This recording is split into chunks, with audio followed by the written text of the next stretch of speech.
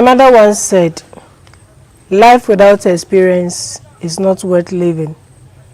Experiences could be bitter, it could be sweet. Whatever level or whatever side it may take, there should be an experience to share with others. Good evening and welcome to today's edition of Religious Vocation Digest, its vocation profile with yet another missionary. We are live on Facebook, Cafdil Cape Coast, YouTube, Cafdil EDU. I am Sister Marian, your host. We take a break here.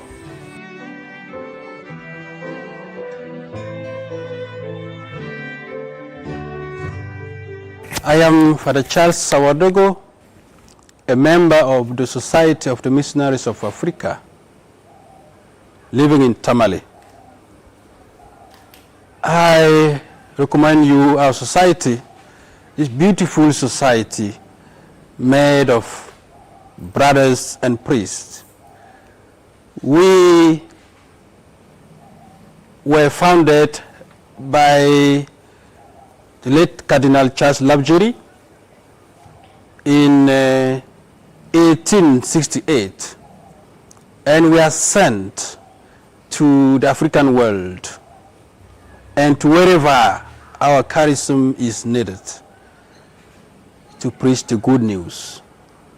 And we invite you, especially the young men who desire to join us, not to fear, to contact us, for us to help them, to train them, to help them, to prepare them to answer to that call. And those who wish to contact us, we have a line, 024 178 7879. I repeat our line, 024 178 7879. Thank you so much.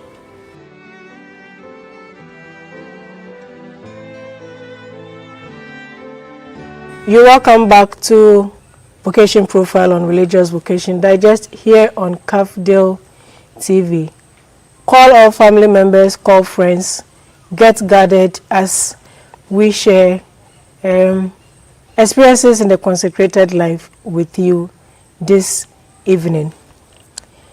Today my guest is a missionary, a Zambian missionary missioned here in Ghana and Savelugu precisely. He is also the parish priest of the Isa Mariama parish here in Savelugu. Therefore, we are coming to you live from their community in Savelugu in the northern region.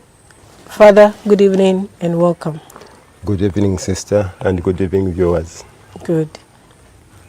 How is life in Dagomba land? So far I can say I am having a good experience in the Dagomba land. We have developed good relationship with the people around.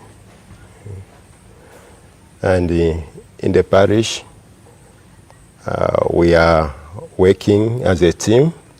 We are here to carry out evangelization as well as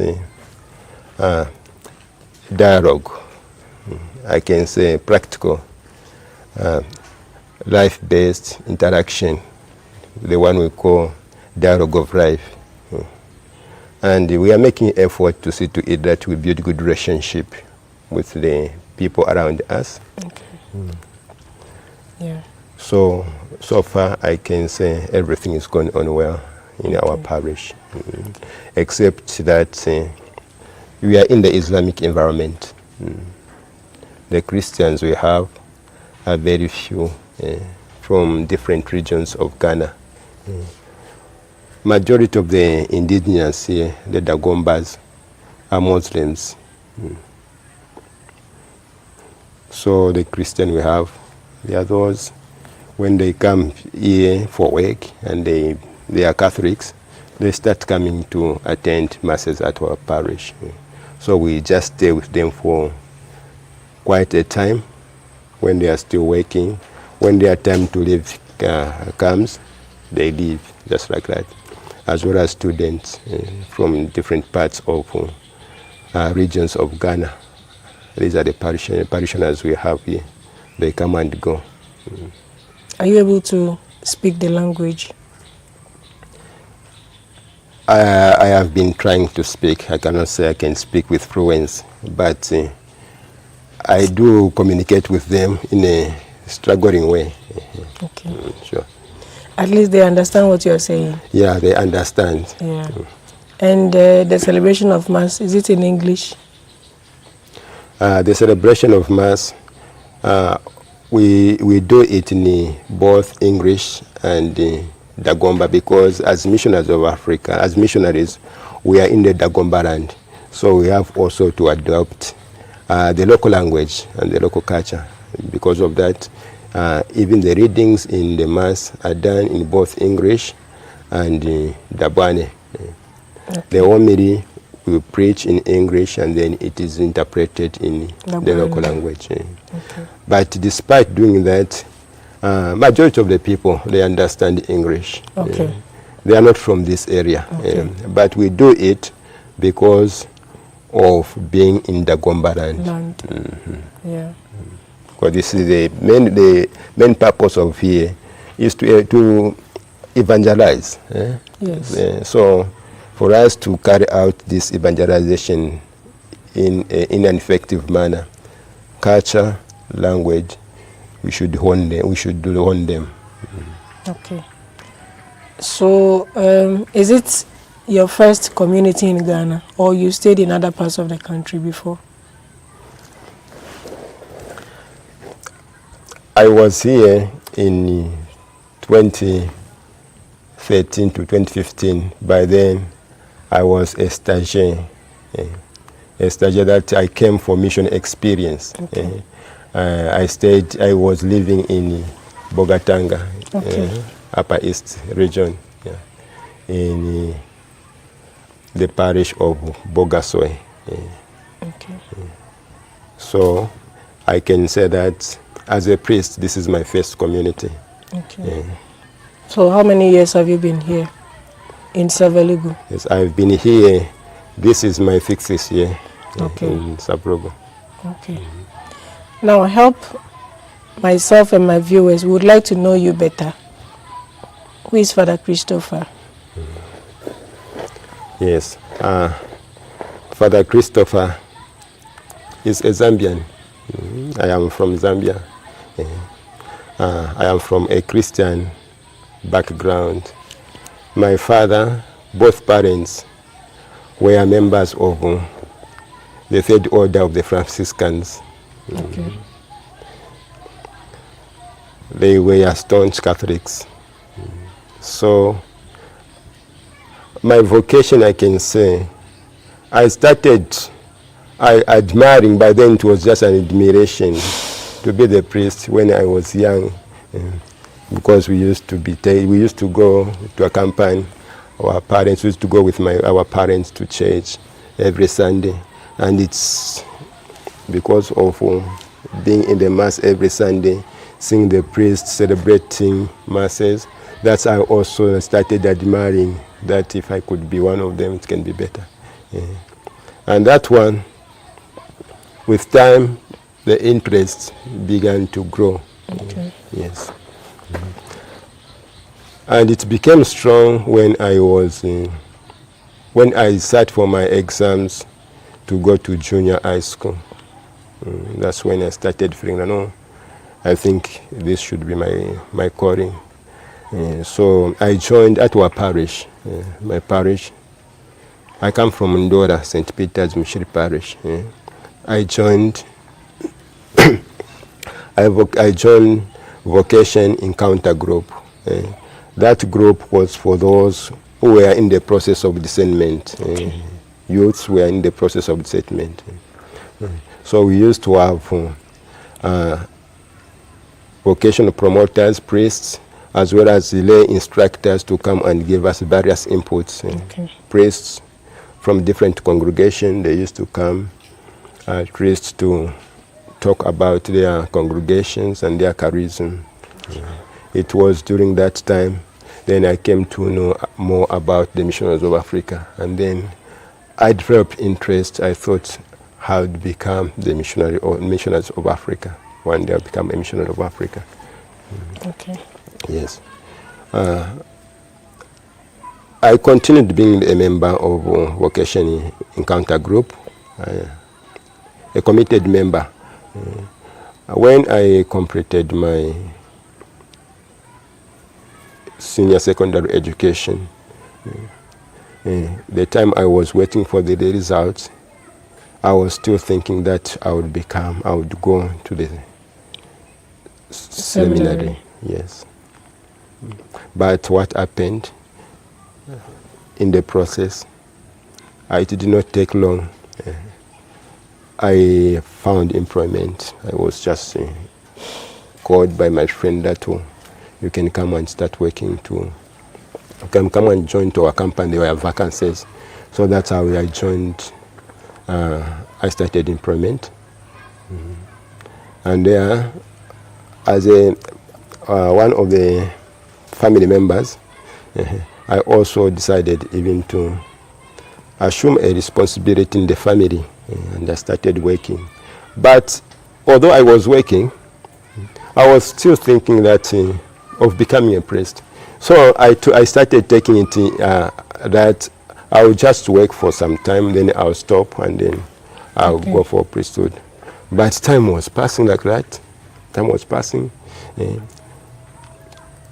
I had to work for 8 years at the firm where I was working. After secondary school? Yes, after secondary school, yes. And what happened, sometimes what happens, I think that's how God plans things. Yes. When you've got other plans that, okay, you want to go and serve God in this area, you find that the other things that you don't expect, the way they come, you cannot believe. Yeah. When I started working at that firm, I just worked for a short period of time. Those I found, they were still working as general workers, but I was picked that, we are going to train you to become a boiler operator. And then from there, I was also made to be a permanent worker.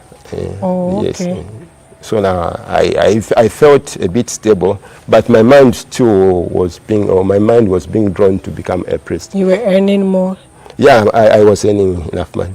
And so after working for 8 years, I didn't know that the missionaries of Africa, they've got age limits, because I had already even passed the age, the required age. 27 years. No, by then in our country it is 25, Okay. 24, 26. Then you cannot be accepted. 27. But I was 29 by then. Yes. And you were considered? I was 29, so I applied. So when I applied, because what happened, before I could apply, in the vocation, during this vocation encounter group meeting, we had also a missionary of Africa, Father Pizzi, a white man, who used to come at least to give us input. So we got to know each other. Then I talked to him. He had even to ask me the age, but he did not tell me that we have crossed the age. He had to ask me, what is your age? Then I explained to him, I told him my age. Then he started, what are you doing? I explained to him what I'm doing. Then he said, now, how much are you getting? I told him. And then he told me, so now would you like to stop work and come and join us? Then yes. Take your time, think properly. We don't get salaries, we just work like that. That's what he just told me. So after some time, but he got my contact number and everything. Then after some time, he got in touch with me, communicated with me, invited me to go to the house. There we sat, we interacted a bit, and then he told me that you should be able to apply to the vocation director. He's the one who even gave me the address of the vocation director. But he didn't tell me that, okay, we have crossed the age. So yeah, when I applied, I think he communicated probably with the vocation director. I was not aware. Yeah. Because him or what he just wanted is just to come and see me. We met, we sat. He did not touch on on the age issue, we just discussed generally why I wanted to join.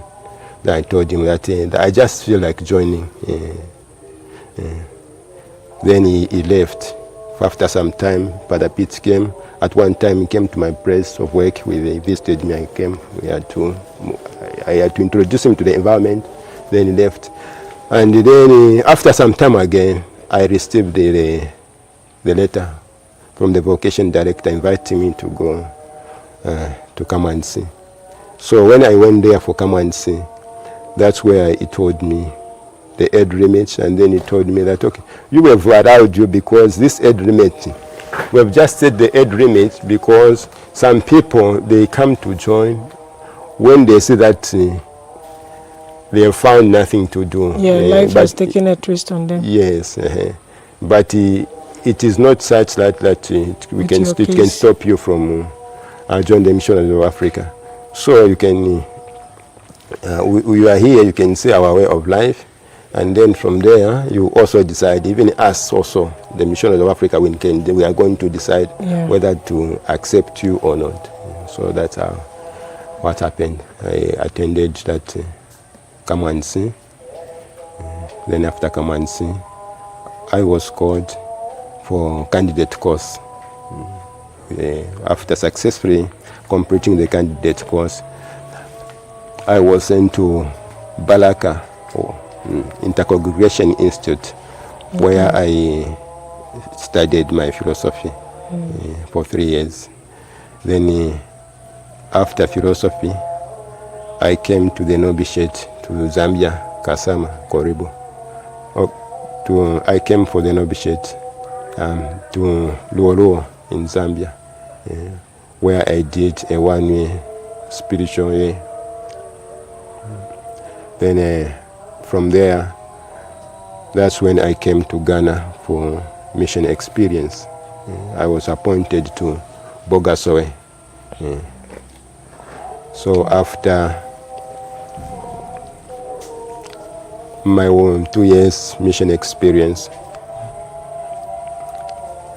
I was appointed to go to South Africa, Maryville, where I went to study theology.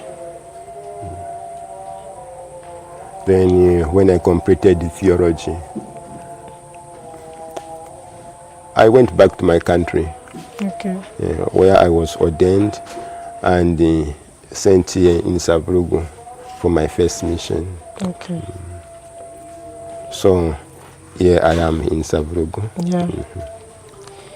And you had mentioned before or earlier on that when you started working as a family member, you assumed some responsibilities. What exactly were they? Yes, I thought that I can also help to support my fellow siblings academically, and I started doing that. Okay. Yes. So when you finally left the job for this life, how did the family receive the message, or those siblings you were supporting? Yeah, actually, 8 years in employment,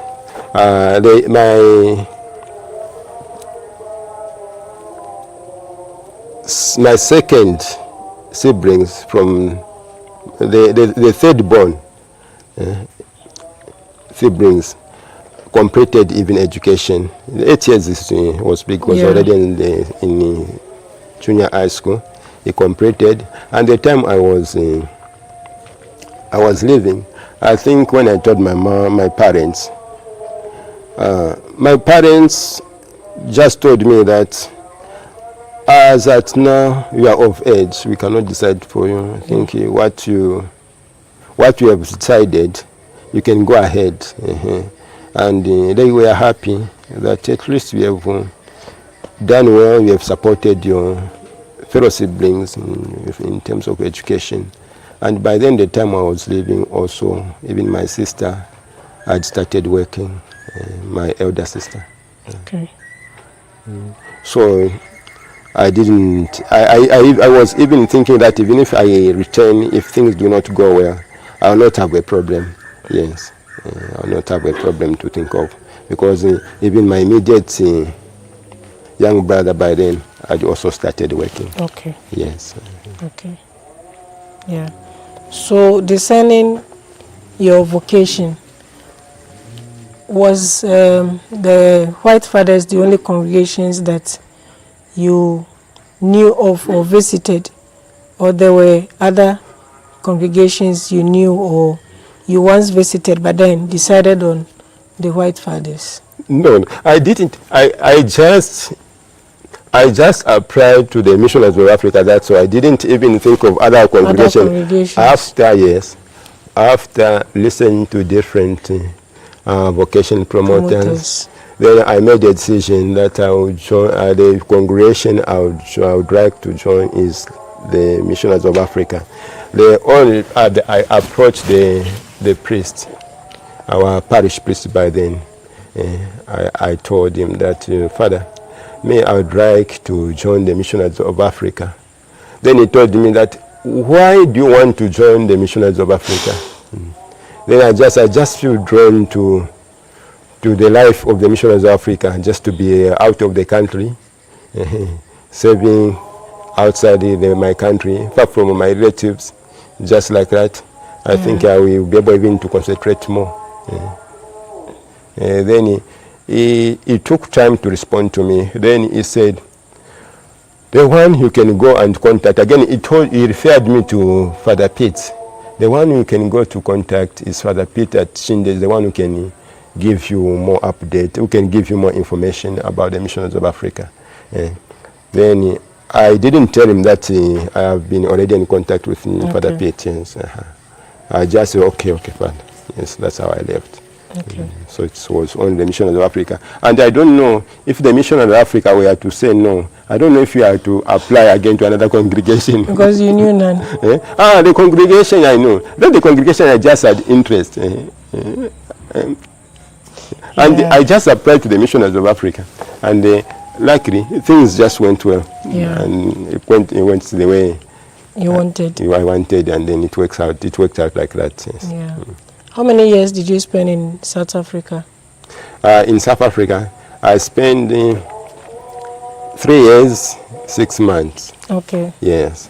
I was supposed to spend 4 years, but we started in the middle of the semester. Okay. Yes. Because in South Africa, when I was appointed to South Africa, it was the time when they changed things. Initially, what was happening, when you are appointed to South Africa, you have to wait until next year so that you begin together with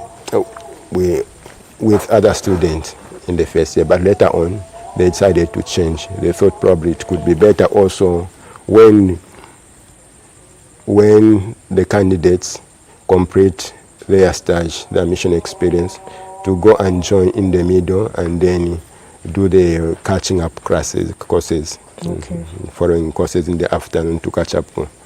Yes, and this is what I did. Okay. So that's why I did the 3 years, 6 months. Okay. So what were some of your experiences in South Africa? South Africa?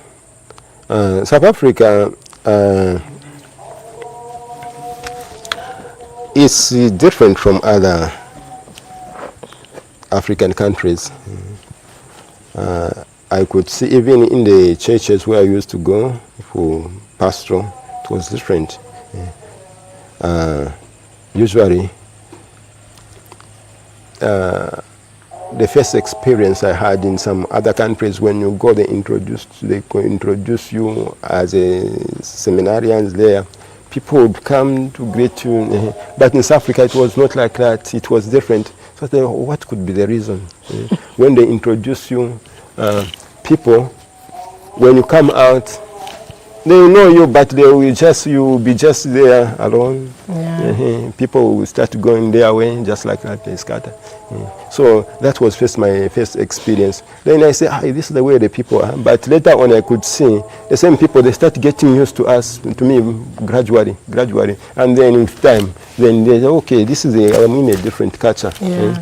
People also, they behave according to their history. So that was my first experience. And also in South Africa, yes, we were enjoying as Semerarians, but the country also itself, we never used to be free, like in terms of movement. Okay. We, like here, you go out, going around, but there in South Africa, it was different. Was it because you were information? No, it's or not. the environment itself? It's not that we are information. Okay. Even the environment itself is contribute to that. Because even to go out, if you go out, and at this time when it gets dark, you will not walk alone. Okay. You have fear, maybe you can be attacked. Even in the towns, it was just like the same. You have just fear of when you are alone, you don't feel secure. Okay. Yes, in many places. Okay. In the time when I was there, yes, even to move, even when you are in town, you are moving because of the way the area is, the crimes. So were you in a hurry to leave the country? No, I was not in the hurry to leave the country. What happened despite that, we developed relationship with some parishioners, and they were spiritually also supportive in some ways, emotionally supportive, so that you can also start enjoying the praise like that. Even during holidays, we could go and stay with the families, with them in the families. So there was that relationship also we developed. As missionaries of Africa, we are most of the time we are outgoing people. We try to establish relationship with people. So that's what makes me to begin to feel at home in that area. Okay. All right. We are having a conversation,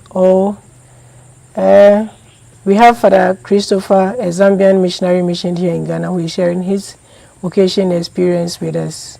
We shall be right back.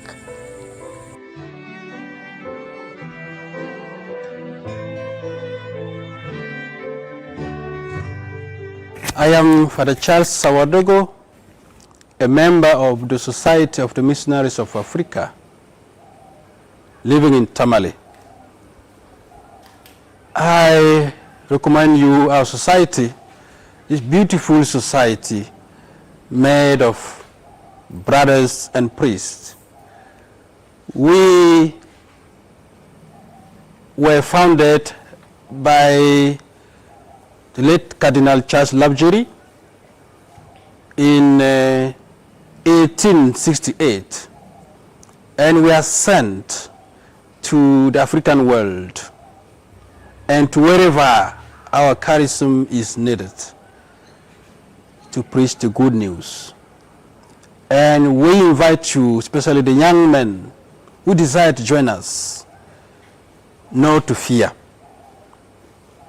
to contact us, for us to help them, to train them, to help them, to prepare them to answer to that call. And those who wish to contact us, we have a line, 024 178 7879. I repeat our line, 024 178 7879. Thank you so much.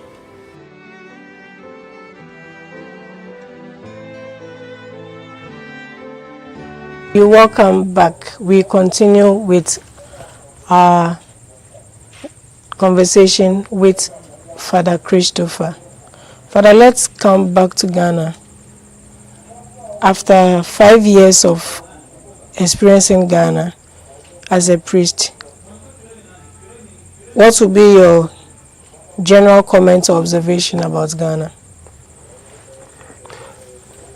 Ghana is a believing country. That's what I can say. Many people believe in God, and generally in Ghana we are still enjoying peace. Yes, and people are peaceful. Yes, but my experience in Ghana, when I came, the Ghana I knew and the Ghana of today is different. Yes, so Ghana is changing rapidly. Yeah?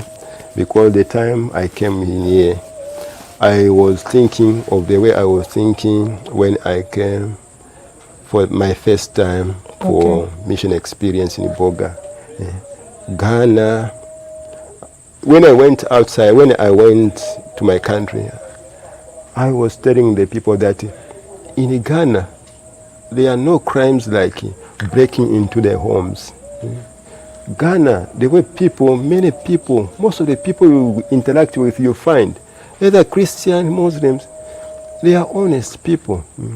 But now, this time, when I came here, the country, I could say that it was at peace.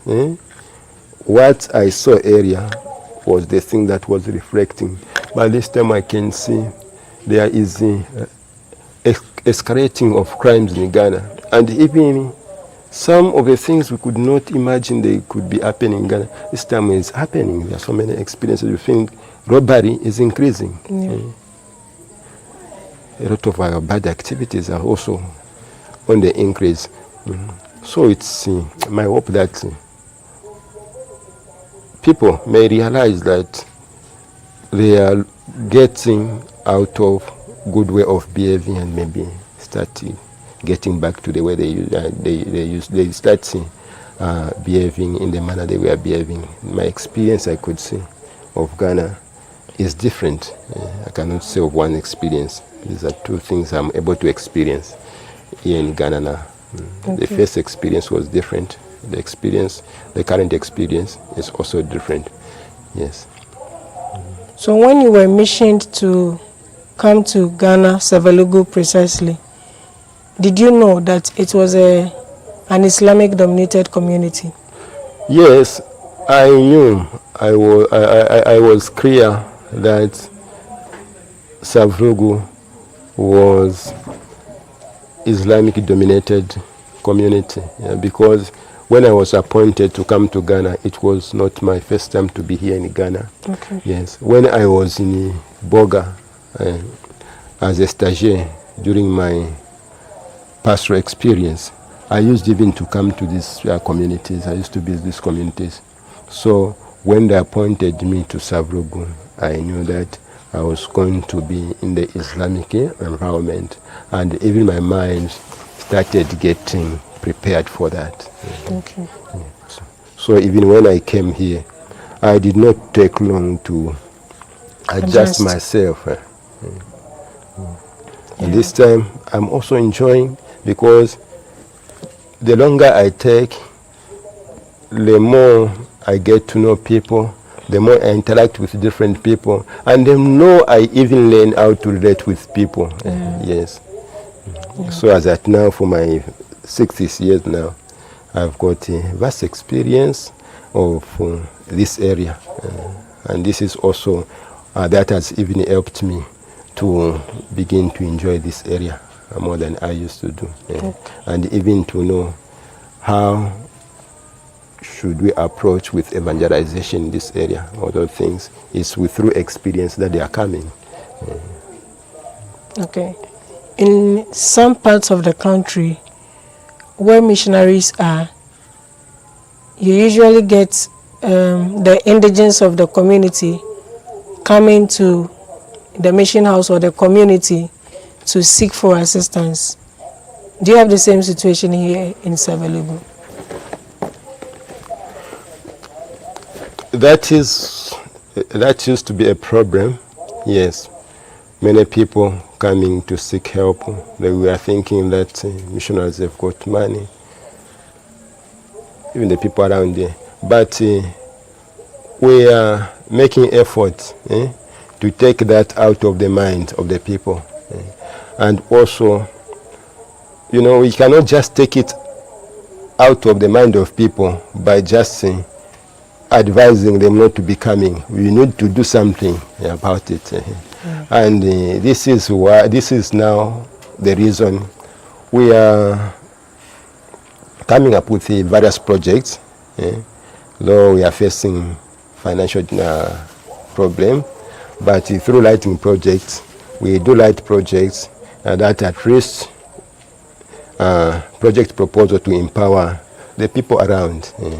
at least to impart them with skills, they may be able to begin to work. Because some people who come here to seek help, some they are genuinely they've got problem, but others it's because they just take advantage. Yeah. So, but it's not easy to differentiate those who are genuine and those who just come, even if they have enough, because they know that the missionaries of Africa, they can support us, they will just come like that. So that's why we are working towards discouraging that attitude. And then we are trying to help the people around by empowering them with skills so that they are able to stand on their own. Okay. So those who come to seek for help, are they parishioners or people coming from the community? Parishioners do not even come. Okay. There are these people who come from around the area, and some they are also Muslims who come to seeking help. For the parishioners, we've been now making it clear in the church that we do not have money. It's you, the parishioners, who should be able to take care of us. The church, we are here. The church is the one who should be able to take care of us. It's not vice versa. And our parishioners, they are trying, except that, they are not many as well. They do what they can do, but we still face the financial challenge. And the people come like that. They are just Muslims, and the people around, our parishioners do not even come. Yeah. I have also realized that there are people who come from the community to the parish compound or environment to openly defecate. What are you doing to stop them from coming? That is a very big challenge we are facing in this parish. People face, it's something that they started a long time ago. It's a habit which developed a long time ago for the people around this area. And they don't see anything wrong to go to do open defecation. They don't dig pit latrine. They just go open area. So as you see this area where there are no building, they come. And even when talking to them, trying to advise them, they even feel offended because they don't see anything wrong. And culturally, them they believe the land where we've constructed. Yes, this land belongs to even if we have bought this land, but this land, there are parts, this land belongs also to the ancestors. Some, they even in the past when we just came here, they were even coming to say, this is our tree, in our compound. It was planted by my parents. We had one of the cases even around the parish area where one came to cut the tree. He wanted to use it for wood in our area. When we talked to him, he said, it is my tree, you cannot stop me. And they cut, but we involved the chief. The chief had to educate them. So usually, even this open defecation, we have reached out to the municipal authority, yes, and the chief is also aware, and he has warned them, but they don't stop.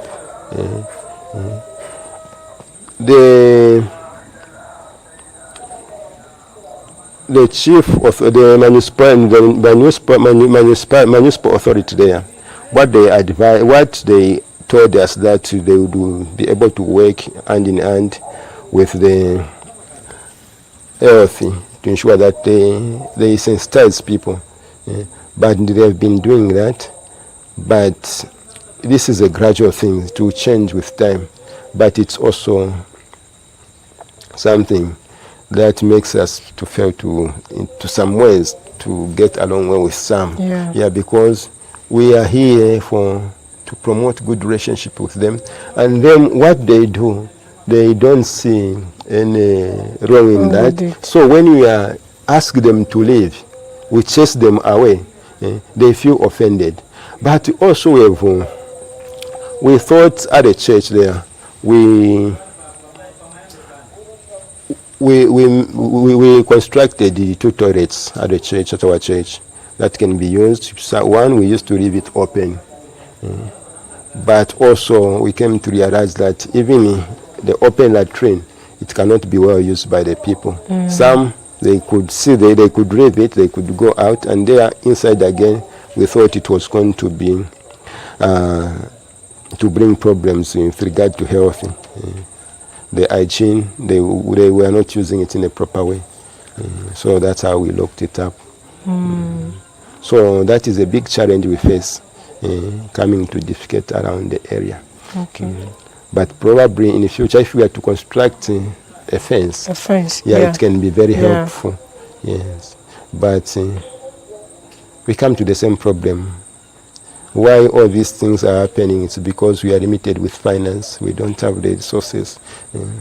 And that's why you can see people can come, defecate there. But if we are to have resources, if we are to construct the fence, we would have not been having these problems of people coming to defecate in our area. Okay. So, apart from this challenge, what other challenges do you face in this community?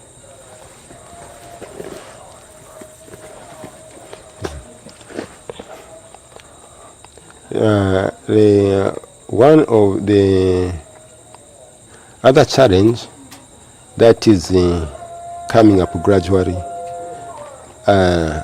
we see, because we are still studying it, is that of people coming to break the windows of our church. It's now on 3 occasions.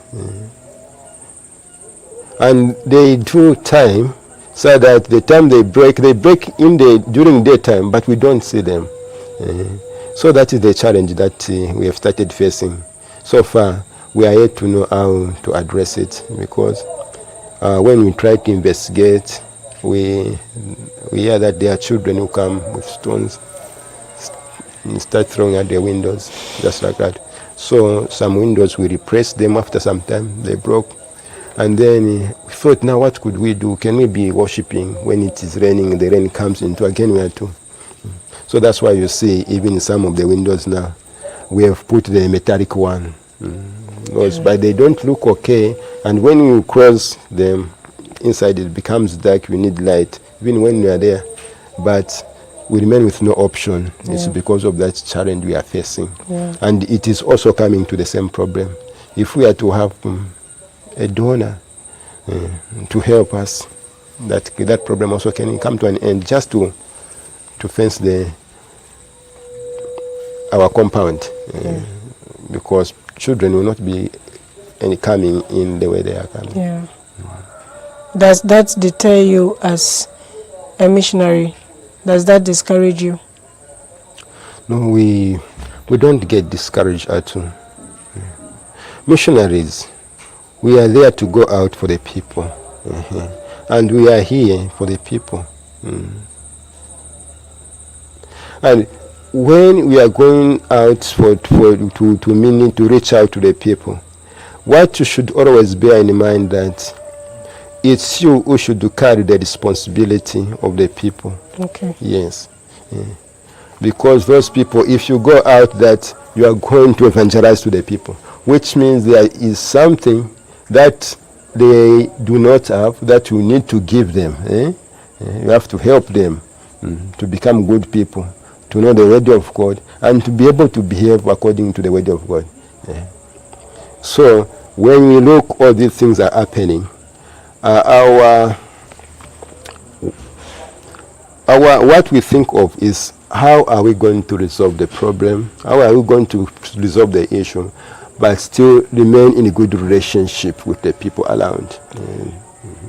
This always become our task, to see to it that we we find a good solution through which we can iron out the problem, but the relationship is maintained because we are there to be with the people. Always want to develop good relationship with our Muslim brothers and sisters. Yeah.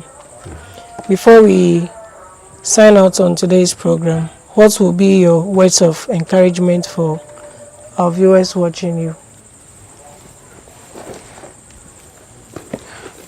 As a missionary of Africa, what I can encourage all you viewers is to become evangelizers in your own ways. That is the primary mission that Christ himself has left with us.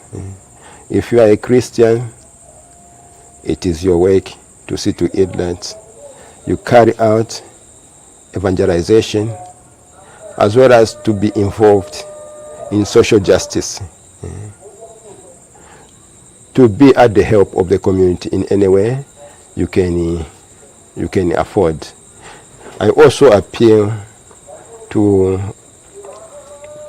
the donors, well-wishers, and those people who may have the means, who are listening to us, if they can help us financially. We've got various problems. We need to address the issue of open defecation. Also, we need to construct a good worshiping space. The church we are using, it used to be, it is the multi-purpose, so we just modified a bit, but you can, if you happen to go and look at it, you see the structure does not look like that one of the church. So if you can come to our head, we can be very grateful. Whatever you can help us, we can really appreciate. We can start gradually, and continue to appeal for the support.